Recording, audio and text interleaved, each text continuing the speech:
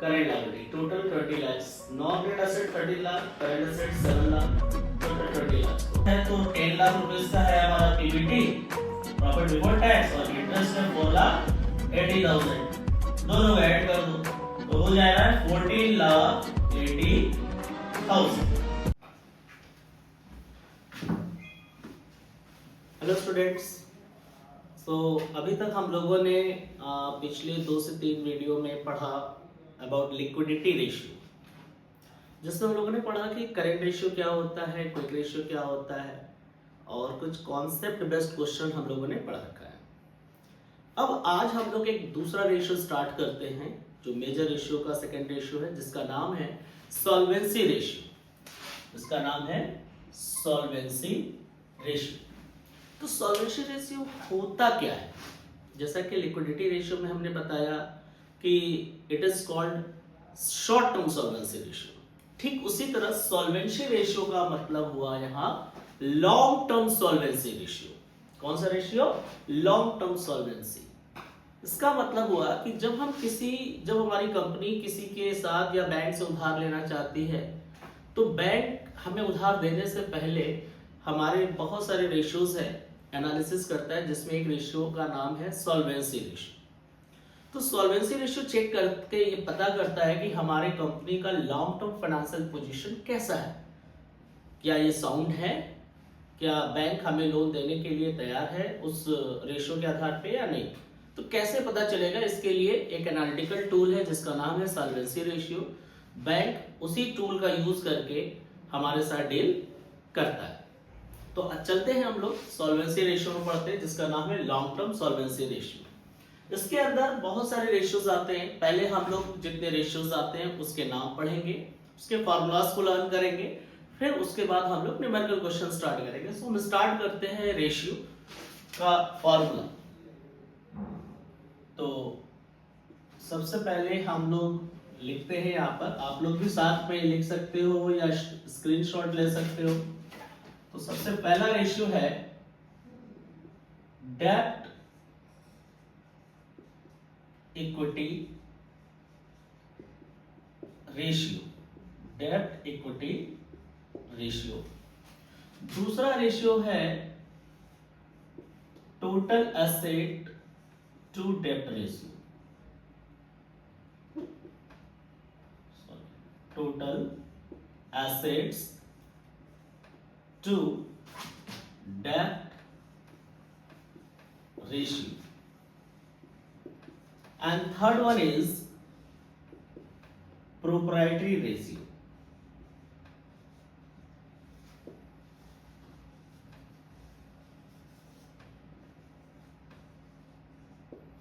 And fourth one is interest coverage ratio. एक नया ratio भी इसके अंदर ऐड हुआ है जिसका नाम है फिफ्थ वन इज डेब्ट to capital employed ratio. So these are total 5 ratios that we have to study. First, debt equity. Second, total asset to debt ratio. Third, proprietary ratio. Fourth, interest coverage ratio. And fifth, debt to capital employed ratio. So ये 5 ratios जो हमारे syllabus में है under solvency ratio, ये हमें पढ़ना है। अब डेब्ट इक्विटी रेशियो कैसे फाइंड होता है? So let us right the formula. डेब्ट इक्विटी रेशियो का फार्मूला है डेब्ट अपॉन इक्विटी। अब डेब्ट मींस व्हाट? सो हियर डेब्ट means non current liability. Non current liability, जितने भी चीजें आती है नॉन करेंट लायबिलिटी में वो सब। And equity means equity means owners fund या shareholders fund, shareholders fund. So shareholder fund में दो चीजें होती हैं, share capital and reserve surplus. तो जितनी भी चीजें आती है शेयर होल्डर वो सब इक्विटी कहलाएंगे। और नॉन करेंट लायबिलिटी में दो चीजें आती हैं, लॉन्ग टर्म बोरोइंग या लॉन्ग टर्म प्रोविजन, तो वो दोनों डेब्ट कहलाएंगे। डेब्ट मींस यार नॉन करेंट लायबिलिटी, ठीक है। अब इसका आइडियल तो रेशियो नहीं है, इसका जो सेफ रेशियो माना जाता है, सेफ और एक्सेप्टेबल रेशियो, सेफ रेशियो और एक्सेप्टेबल रेशियो फॉर डेब्ट इक्विटी इज 2:1। यहां 2:1 इसलिए रखा गया है, ध्यान से समझना कि 2:1 का मतलब क्या है कि डेब्ट रिफर्स टू, ये जो 2 है वो डेब्ट को रिफर कर रहा है और 1 जो है वो इक्विटी। डेब्ट का मतलब हुआ बोरोड फंड, यानी ये हमें रेशियो कैलकुलेट करने में पता चलता है कि हमारे बिजनेस में जो भी पैसा लगा है उसमें ओनर्स का कितना प्रोपोर्शन है, उसके कंपैरिजन में डेब्ट कितना है। तो डेब्ट मैक्सिमम एक्सेप्टेबल है 2, यानी ट्वाइस, इससे ज्यादा नहीं। अगर इससे ज्यादा होगा तो हमारा लॉन्ग टर्म फाइनेंशियल पोजीशन बहुत ही रिस्की होगा। Nobody will deal with us on the long term credit. Okay, so इसलिए डेब्ट और इक्विटी में जितना कम होगा 2:1 से, हमारा लॉन्ग टर्म फाइनेंशियल पोजीशन उतना ही साउंड माना जाएगा, उतना ही अच्छा माना जाएगा। लेकिन 2:1 से ज्यादा नहीं होना चाहिए, क्योंकि 2 हमारा बोरोड फंड को रिफर करता है और 1 इक्विटी। अब आते हैं टोटल एसेट टू डेब्ट रेशियो। तो देखो बेटा, मैं एक चीज बता दूं, सॉल्वेंसी रेशियो के सारे फार्मूलास बहुत सिंपल है। डेब्ट इक्विटी जैसा कि नेम सजेस्ट कर रहा है, डेब्ट अपॉन इक्विटी। ओके, अब आते हैं हम लोग टोटल एसेट टू डेब्ट रेशियो, जैसा कि नाम खुद कह रहा है टोटल एसेट टू डेब्ट रेशियो। तो इसमें क्या होगा, सबसे पहले टोटल एसेट्स फार्मूले में आएगा, टोटल एसेट्स और अपॉन डेब्ट। तो डेब्ट हमें बार बार बताने की जरूरत नहीं है, डेब्ट का मतलब नॉन करेंट लायबिलिटी, जो अभी हमने बताया, डेब्ट मींस नॉन करेंट लायबिलिटी, वो सभी जगह सेम होगा इस फार्मूले में। तो टोटल एसेट का मतलब क्या होता है, टोटल एसेट्स का मतलब हो जाएगा यहां पर non current asset plus current assets, यानी कि टोटल एसेट्स हमारा जो होता है उसी को हम लोग कहते हैं total assets. Non current asset और करेंट, नॉन करेंट का मतलब चाहे वो टेंजिबल हो, इंटेंजिबल हो, नॉन करेंट इन्वेस्टमेंट हो, वो सब हो गया non current. Even current assets में जितने भी एसेट्स हैं वो सब हमारे करेंट एसेट्स आ जाएंगे। यानी देखा जाए तो बैलेंस शीट का टोटल ही टोटल करेंट एसेट्स होता है। तो टोटल एसेट अपॉन डेब्ट। अब इसका क्या रेशियो होना चाहिए, तो ये प्योर रेशियो बनाया गया है कि प्योर रेशियो अगर इसका हमारा 1:1 है या 2:1 है तो ठीक माना जाता है। बस ये देखा जाता है कि हमारा बोरोड फंड के कंपैरिजन में टोटल एसेट कितना है, इक्वल है या डबल है। डबल है तो और अच्छा है, यानी बोरोड फंड कम फाइनेंस है, यानी टोटल एसेट्स का पैसा कितना हमारे बोरोड फंड से फाइनेंस किया गया, ये इसके बारे में बताता है। ठीक है, अब आते हैं थर्ड रेशियो, प्रोप्राइटरी रेशियो पे। सो प्रोप्राइटरी रेशियो का फार्मूला, जैसे प्रोप्राइटरी किसको कहते हैं हम, ओनर को। तो सबसे पहले हमारा ओनर्स फंड आ जाएगा, यानी कि इक्विटी अपॉन टोटल एसेट्स।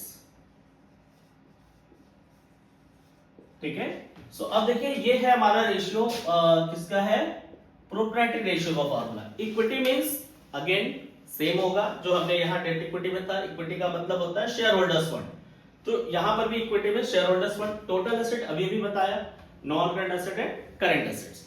तो ये हमें बताता है कि हमारा टोटल एसेट्स का कितना पोर्शन ओनर्स के फंड से फाइनेंस किया गया। That's it only. इसको हम परसेंटेज में भी कन्वर्ट कर सकते हैं, वैसे तो इस2 में कन्वर्ट करते हैं, अदरवाइज परसेंटेज में अगर कन्वर्ट करना चाहे तो हम 100 कर देंगे, तो हमारा आंसर जो आ जाएगा वो परसेंटेज में आ जाएगा। या हम इसको इस2 में भी रख सकते हैं, 1:1, 2:1 और सॉरी 1:1 और जो भी आएगा रेशियो 0.5:1। सो हम उसके हिसाब से रेशियो मेंटेन कर सकते हैं, otherwise we can calculate the percentage also. Now next fourth पे आप आते हैं। सो फोर्थ का नाम है interest coverage ratio. So interest coverage ratio क्या बताता है, ये रेशियो हमें जानकारी देता है कि हमारे पास सफिशिएंट प्रॉफिट हो रहा है या नहीं। किस रेफरेंस में? क्योंकि अगर हमारी फर्म ने हमारे बिजनेस में लॉन्ग टर्म बोरोइंग की है तो लॉन्ग टर्म बोरोइंग में हमें फिक्स इंटरेस्ट हर साल पेमेंट करना होता है। वो कहां से देते हैं? प्रॉफिट से। तो ये रेशियो हमें इस बात की जानकारी देता है कि क्या हमारे फर्म की सफिशिएंट प्रॉफिट हो रही है कि हम अपना इंटरेस्ट इजिली पेमेंट कर सकें। ठीक है, अगर हम इजिली पेमेंट कर पा रहे हैं और हमारे पास सफिशिएंट प्रॉफिट है तो हमारा जो आईसीआर है यानी फर्म जो लॉन्ग टर्म है वो अच्छा है, हम उधार अपने कैपिटल स्ट्रक्चर में इंक्लूड कर सकते हैं। अब क्वेश्चन है कि कितना होना चाहिए। जैसे मान लो कि अगर हमें 1 लाख रुपए इंटरेस्ट देना है तो हमारे बिजनेस की प्रॉफिट 7 लाख हो रही है, 10 लाख हो रही है, तो इसका मतलब हमारा बिजनेस का जो इंटरेस्ट कवरेज रेशियो बहुत अच्छा माना जाएगा। जितना हायर होगा उतना ही अच्छा होगा। सो इंटरेस्ट कवरेज रेशियो का फॉर्मूला है profit before interest and tax upon fixed interest charges. यहां पर फिक्स्ड इंटरेस्ट चार्जेस का मतलब होता है interest on long term borrowing. क्या होता है? फिक्स्ड इंटरेस्ट चार्जेस, FIC को मैंने एब्रिविएशन लिखा है interest on long term borrowing, और profit before interest and tax. अगर क्वेश्चन में प्रॉफिट आफ्टर दिया है इंटरेस्ट एंड टैक्स तो पहले हम इंटरेस्ट और टैक्स उसमें ऐड करेंगे और फिर हम कैलकुलेट करेंगे। इसका जो आंसर आएगा वो आएगा टाइम्स में, यहां इस 2 में नहीं आएगा। जैसे 2 टाइम्स, 3 टाइम्स, 4 टाइम्स, 5 टाइम्स ऐसा आएगा। अब लास्ट रेशियो के ऊपर आते हैं। सो आप फॉर्मूला लिखते जाएं, नोट करते जाएं, हम लोग इसके बाद न्यूमेरिकल पे आएंगे। सो डेब्ट टू कैपिटल एम्प्लॉयड रेशियो। तो डेब्ट टू कैपिटल जैसा कि नाम बता रहा है डेब्ट, तो सबसे पहले रेशियो में क्या होगा? डेब्ट ऊपर लिखेंगे और अपान में क्या होगा? Capital employed, capital employed. Okay, so ये बताता है कि कितना टाइम्स हमारा डेब्ट टू कैपिटल एम्प्लॉयड है। ठीक है, या इस 2 में या टाइम्स में। तो डेब्ट टू कैपिटल एम्प्लॉयड का मतलब हमारा जो बिजनेस में पैसा लगा है, टोटल कैपिटल जो इन्वेस्ट किया गया है उसमें कितना फाइनेंस किया गया है बोरोड से। ये जितना कम होगा बोरोड फंड, डेब्ट जितना कम होगा रेशियो उतना अच्छा माना जाएगा, और ये जितना ज्यादा होगा उतना ही हमारा रिस्की फाइनेंशियल पोजीशन माना जाएगा। मतलब ये बताता है कि हमारे बिजनेस में हमारी डिपेंडेंसी कितनी है, डेब्ट पे कितना हम डिपेंड है। डेब्ट पे जितना कम डिपेंड हो उतना ही हमारा फाइनेंशियल पोजीशन साउंड माना जाता है। अब रही बात की क्वेश्चन कैपिटल एम्प्लॉयड कैसे आएगा? डेब्ट सबको पता है, टोटल एसेट पता है, इक्विटी पता है, profit before interest and tax और फिक्स्ड इंटरेस्ट चार्जेस के बारे में हम लोग डिस्कस डीपली करेंगे while we solve the question. और कैपिटल एम्प्लॉयड कैसे आता है? तो कैपिटल एम्प्लॉयड का फॉर्मूला है, आप देखो आप सभी लोग, कैपिटल एम्प्लॉयड का फॉर्मूला है कि total assets minus current liability. हम ये फॉर्मूला यूज करेंगे तो हमारा आ जाएगा कैपिटल एम्प्लॉयड। ये एक है, इसके जैसा बहुत सारे फॉर्मूलाज बनेंगे। तो हम लोग कैपिटल एम्प्लॉयड का जब अभी क्वेश्चन निकालेंगे तो हम और भी मेथड बताएंगे कि एसेट माइनस लायबिलिटी होता है, total asset minus current liability हुआ, या एक और है फॉर्मूला और करके मैं यहां लिख दे रहा हूं, non current assets plus current assets minus current liability. आप देखो दोनों एक ही है, क्योंकि नॉन करेंट एसेट और करेंट एसेट क्या होता है? टोटल एसेट होता है, और फिर उसमें से माइनस कर दिया करेंट लायबिलिटी, ये हो गया। एक और फॉर्मूला हम लिख देते हैं और करके यहां पर non current asset plus working capital. अब वर्किंग कैपिटल क्यों प्लस किया? तो आप देखो ध्यान से अगर देखोगे करेंट एसेट और करेंट लायबिलिटीज का डिफरेंस क्या होता है? वर्किंग कैपिटल होता है, और ये क्या है? प्लस है। तो हम नॉन करेंट एसेट में वर्किंग कैपिटल प्लस कर देंगे तो भी हमारा क्या आ जाएगा? कैपिटल एम्प्लॉयड आ जाएगा। और एक तरीका बताते हैं लास्ट लायबिलिटी अप्रोच, जिसमें आपको ध्यान रखना है कि share holders fund, shareholders fund में क्या क्या आएगा? जितनी भी इक्विटी यानी जो भी बताया, share capital and reserve surplus plus non current liability, इन दोनों को जोड़ दो तो हमारा हो जाएगा कैपिटल एम्प्लॉयड। तो देखा जाए तो सब एक ही जैसा है, बट ध्यान रखना है कि non current asset plus working capital या total asset minus current liability या non current asset plus current asset minus current liability या shareholders fund plus non current liability, हम इसको और अच्छे से बताएंगे अभी जब क्वेश्चन सॉल्व करेंगे। At least you can learn this. तो total asset minus current liability कह लो या total liability minus current liability कह लो, तो भी बात वही होता है, because total asset equal to total liability.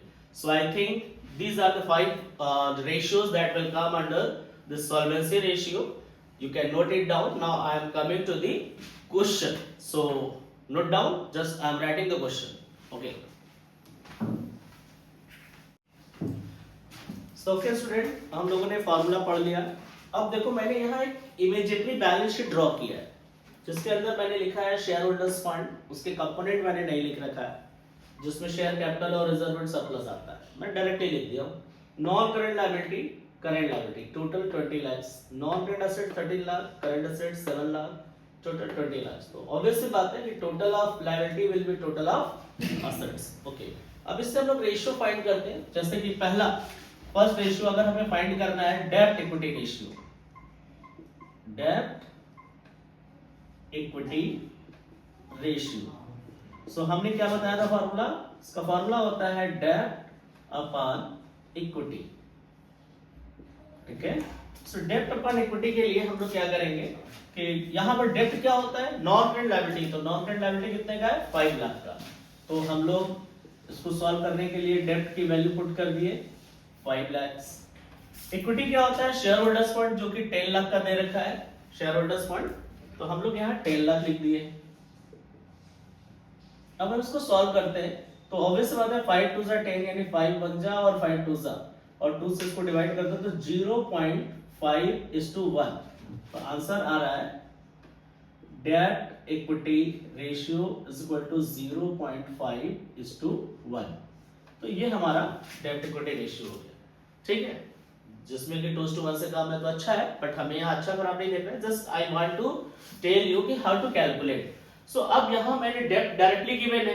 अगर हो सकता है कि डेब्ट के कंपोनेंट दे रखे हैं, जैसे डिबेंचर हो गए, public deposit, mortgage loan, bank loan, long term provision, तो सबको ऐड कर देंगे। और इक्विटी में जैसे equity share, preference share, reserve and surplus जो भी दिया है सबको ऐड कर देंगे तो हमारा इक्विटी हो जाएगा। ठीक है, तो ओवरऑल दिया क्या होता है, वो शेयर होल्डर्स फंड में दिया होता है, इक्विटी और नॉन करंट लायबिलिटी होता है। अब आते हैं दूसरा रेशियो, हमने क्या बताया था कि टोटल एसेट टू डेब्ट रेशियो, टोटल एसेट्स टू डेब्ट रेशियो। तो टोटल एसेट टू डेब्ट रेशियो का फॉर्मूला हमने लिखवाया था कि टोटल एसेट्स अपॉन डेब्ट। तो टोटल एसेट क्या होता है, non current asset plus current assets, या बैलेंस शीट का टोटल देख लो सेम होगा, चाहे टोटल लायबिलिटी लो या टोटल एसेट। समटाइम्स आपको क्वेश्चन में घुमाकर दे देगा, आपको एसेट के फिगर्स नहीं देगा, लायबिलिटी के कंपोनेंट दे दिया है, तो आप लायबिलिटी का टोटल करके भी पता कर सकते हो कि टोटल एसेट्स कितना होगा। ठीक है, बिकॉज बैलेंस शीट का कॉन्सेप्ट है कि C plus L is equal to A, means total liability equal to total assets होता है। तो टोटल एसेट हमारा यहाँ कितना है, 20 लाख, तो हमने यहाँ 20 लाख लिख लिया। और डेब्ट कितना है, तो पिछले क्वेश्चन में 5 लाख था, तो यहाँ पर भी वही होगा, नॉन करंट लायबिलिटी 5 लाख।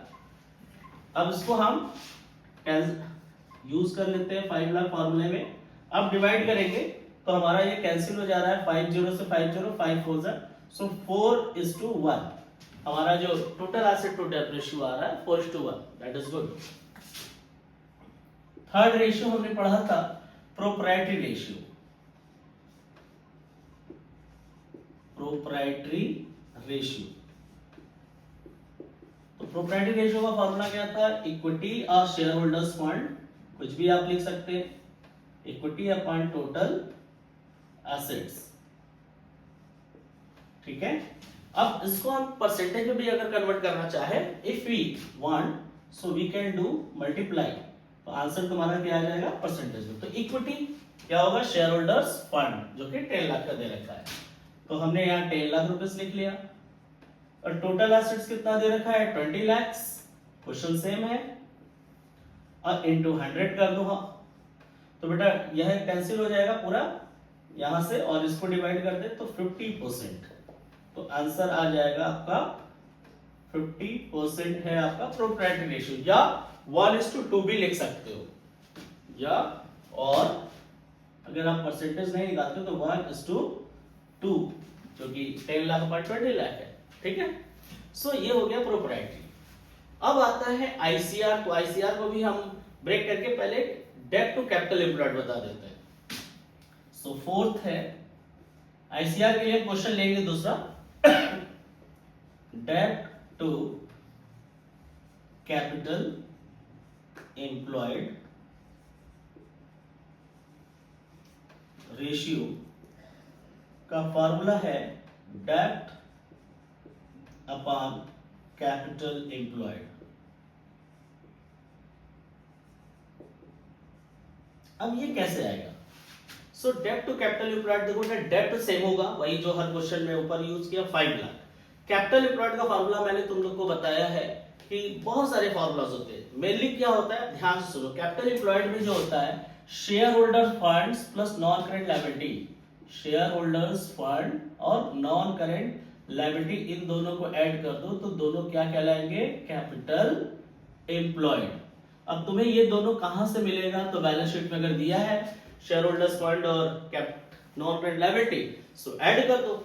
अगर आपको करेंट लायबिलिटी दिया है, मान लो ये दोनों नहीं दिया है, लेकिन टोटल ऑफ एसेट्स दिया है और करेंट लायबिलिटी दिया है, तो total of asset will be equal to total of liability. अब टोटल लायबिलिटी में क्या होता है, इन तीनों का सम रहता है, share holders fund, non current liability और करेंट लायबिलिटी। तो टोटल लायबिलिटी में से अगर करेंट लायबिलिटी माइनस कर दे तो हमारा ये दोनों की वैल्यू आ जाएगी। तो एक तरीका ये है कि टोटल एसेट्स या टोटल लायबिलिटी में से करेंट लायबिलिटी माइनस कर दो तो आ जाता है। दूसरा तरीका है कि non current asset plus current assets minus current liability, क्योंकि टोटल एसेट हो जाएगा ना, नॉन करेंट प्लस करेंट तो वापस से टोटल हो गया, इसमें से करेंट लायबिलिटी माइनस कर दो, एक ये भी तरीका है, ठीक है। दूसरा तरीका है कि current asset minus current liability working capital होता है, तो non current asset plus working capital add कर दो, वो भी हो जाएगा। और तीसरा है शेयर होल्डर्स फंड और नॉन करेंट लायबिलिटी, बड़ा सिंपल है। तो हम लोग ले लेते हैं, तो यहाँ पर कितना है, 10 लाख का शेयर होल्डर है और 5 लाख का current liability, sorry non current liability है, तो हम लोग यूज कर लेते हैं। तो फार्मूले में यहाँ हम लोग यूज करते हैं, इस फार्मूले को हम लोग यहाँ लिखते हैं, ठीक है। ध्यान दो, डेब्ट की वैल्यू कितनी है, 5 लाख, और कैपिटल एम्प्लॉयड कितना हो जाएगा, 15 लाख। कैसे हुआ 15 lakh, share holders fund and non current liability दोनों को ऐड कर दिया तो आ गया, ठीक है। तो अब ये क्या हो जा रहा है तुम्हारा कि इसको डिवाइड कर लो, 5 1 जा 5 3 जा 1:3, ठीक है। या इसको अगर हम डिवाइड करेंगे तो 0.5 सॉरी 1 से 3 को डिवाइड 3 से डिवाइड कर दो 1 को, जो आएगा उतना टाइम्स भी कह सकते हैं हम लोग उसको, या टर्नओवर। हालांकि टर्नओवर है 1:3 आपका टाइम होगा। ये बता रहा है कि टोटल कैपिटल एम्प्लॉयड का जो है उसका 1% जो है तुम्हारा 1:3 का रेशियो है, यानी अगर 3 रुपीज कैपिटल एम्प्लॉयड है तो उसमें 1 रुपीज डेब्ट का, बोरोड फंड का। तो ये हमारा रेशियो हो गया। अब इसे आप नोट कर लो। अब हम लोग पढ़ेंगे इंटरेस्ट कवरेज रेशियो, तो आप इसे नोट कर लो। ओके, सो हम लोगों ने 5 रेशियो में से 4 रेशियो पढ़ लिया था, डेब्ट इक्विटी, टोटल एसेट टू डेब्ट रेशियो, प्रोप्राइटरी रेशियो एंड डेब्ट to capital employed ratio. Generally डेब्ट टू कैपिटल एम्प्लॉयड इस टू में ही आएगा जैसा डेब्ट इक्विटी रेशियो। अब ये जो बचा हुआ रेशियो है इंटरेस्ट कवरेज रेशियो। सो कह रहा है from the following details obtained from financial statement of cash limited for the year ended 31 March 17, calculate the interest coverage ratio, right. Question is net profit after tax, फॉर्मूले में क्या होता है, before tax, यहां after tax दिया है 6 lakh rupees, 40 lakh 12% debenture is borrowed fund 40 lakh का है, 12% के रेट से लिया गया था, डिवाइडेड इनटू 100 रुपीज ईच। यह 100 रुपीज का कोई मतलब नहीं है जब अगर अमाउंट दे दिया है। जब नंबर ऑफ डिबेंचर देता है तो हम फेस वैल्यू का मल्टीप्लाई करके टोटल पता करते हैं, बट यहाँ डायरेक्टली अमाउंट दे रखा है। Tax rate is given 40%। Okay, अब हमें क्वेश्चन सॉल्व करना है इंटरेस्ट कवरेज। तो first of all I tell you formula कि interest coverage ratio is equal to profit before interest and tax upon fixed interest charges, fixed interest charges. Okay, answer जो आएगा वो times में आता है इसका, ठीक है, ये फॉर्मूला होता है। अब क्वेश्चन है कि हमें दिया है प्रॉफिट आफ्टर, इस समय बिफोर चाहिए, तो बहुत सिंपल सा स्टेप है, just you have to follow step 1। पहले हम लोग कैलकुलेट करेंगे profit before tax, profit before tax कैसे निकलेगा? तो फॉर्मूला है जो प्रॉफिट आफ्टर टैक्स दिया उसे आप लिख लो into 100 upon 100 minus tax rate, उसे माइनस कर दो तो आपका क्या आ जाएगा? प्रॉफिट बिफोर टैक्स आ जाएगा, राइट। सो देख लो आप यहां पर जो है हमारा profit after interest and tax क्या है? 6 लाख पुट कर दिया आपने इनटू 100 अपॉन 100 माइनस टैक्स, तो टैक्स कितना है? 40, तो 100 में से 40 माइनस करेंगे तो कितना आ जाएगा? यहाँ पर 60 आ जाएगा, है ना, 60 आ जाएगा। इसको सॉल्व कर ले, 10 से 10 कैंसिल हो गया, 6 से ये वाला 6 कैंसिल हो गया, तो यहाँ बचा 1 lakh into 10 will be 10 lakh. तो प्रॉफिट बिफोर टैक्स आ रहा है 10 लाख, लेकिन हमें चाहिए क्या? बिफोर इंटरेस्ट एंड टैक्स चाहिए। अभी हमने प्रॉफिट बिफोर टैक्स निकाला है, अब इंटरेस्ट इसके अंदर अगर ऐड कर दे तो हो जाएगा। तो profit before interest and tax is equal to profit before tax plus interest, ठीक है। तो आप देखो प्रॉफिट बिफोर टैक्स तो आपने फाइंड कर ही लिया 10 लाख, अब चाहिए हमें इंटरेस्ट, तो इंटरेस्ट कितना होगा? तो कह रहा है कि 12% डिबेंचर है, कितने रुपए का? 40 लाख का। सो 40 लाख का कैलकुलेट करते हैं, interest on debenture, so 40 lakhs into 12%, तो 4,80,000 हो गया, राइट। तो अब हम लोग को पीबीआईटी क्या चाहिए यहाँ पर है? तो 10 लाख रुपीस का है हमारा पीबीटी, प्रॉफिट बिफोर टैक्स, और इंटरेस्ट है 4,80,000, दोनों को ऐड कर दो तो हो जाएगा 14,80,000। अब हमारे पास पीबीआईटी आ गया, और फिक्स इंटरेस्ट का मतलब यही होता है, जो इंटरेस्ट हम लोग ने कैलकुलेट किया इसी को करना है। सो अब हम यहाँ अप्लाई कर देते हैं कि ICR is equal to PBIT हो गया हम लोग का 14,80,000 और फिक्स इंटरेस्ट चार्जेस 4,80,000। अब इसको हम लोग सॉल्व करेंगे, तो when you will solve the answer will come 3.08 times. Calculation is up to you how to solve. तो अगर हम इसको सॉल्व करते हैं तो आंसर हमारा आ रहा है ICR is equal to 3.08 times, ठीक है। आप इसे सॉल्व करके लिख सकते हैं। So I hope how to calculate PBT। तो ध्यान देने वाली बात है कि हमसे फॉर्मूला में तो पूछता है PBIT, बट क्वेश्चन में जनरली दिया रहता है पीएटी आफ्टर टैक्स। तो पहला स्टेप हम लेंगे क्या? पीबीटी निकालने के लिए। How to calculate PBT? So PAT into 100 upon 100 minus tax, तो टैक्स 40% है, तो 100 में से 40 माइनस करेंगे 60 आ गया। अगर 50 होता तो 50 आ जाता है यहाँ पे माइनस करने पे। तो अब हम 100 बाई 60 से मल्टीप्लाई कर दें तो आ गया हमारा 10 लाख का। अब चाहिए इंटरेस्ट, तो interest on debenture 40 lakh into 12% 4,80,000। तो ऑब्वियस सी बात है कि पीबीआईटी फाइंड करना है, तो पीबीटी प्लस इंटरेस्ट, तो पीबीटी 10 लाख का है, इंटरेस्ट 4,80,000 का ऐड कर दिया, आ गया 14,80,000। और apart fix interest charges, fix interest charges का मतलब होता है interest on long term borrowing. Fix interest charges means interest on long term borrowing. So interest on long term borrowing is 4,80,000 से डिवाइड कर दिया और we come to the answer. So I hope this is clear to all of you. all the topic of solvency ratio has been finished. So you can note it down. In next video we will continue for the next ratio.